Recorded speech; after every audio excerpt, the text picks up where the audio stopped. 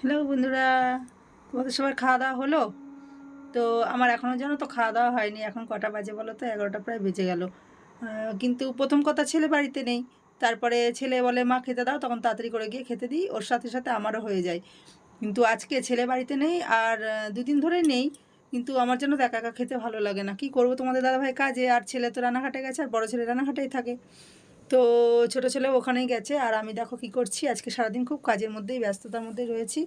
তো এই দেখো, এই যে এটা একটা চুড়িদারের পাটিয়ালি প্যান্ট। তো এটা আমার বানানো হয়ে গেল, তোমাদেরকে আমি দেখাচ্ছি। এটা একটু হেলদি বডির, তো সেই জন্য এই যে আমি যেহেতু ফোনটা একা হাতেই ধরে রেখেছি, সেই জন্য ও তো মানে প্যান্টের পিসে কুলায়নি বলে এটা জামার পিসটা ছিল, সেটাই আর কি কোমরের দিকে দিয়ে দিয়েছি। তো আমার পাটিয়ালি প্যান্টটা রেডি হয়ে গেছে, ঠিক আছে। তো এবার আমি খেতে যাব। তো খেয়ে নিয়ে তারপরে চুড়িদারে এখনও হেম বাকি আছে, ওটা করব, করে তারপরে শুবো, কারণ সকালবেলা উঠে হাতা লাগিয়ে আমাকে দিতে হবে। আর একটা চুড়িদার বাকি আছে। তো সবসময় ব্লাউজ করি, দেখো চুড়িদার তো করা হয় না সেভাবে। অর্ডার আসলে তবেই করি, আর নিজেরগুলো করি।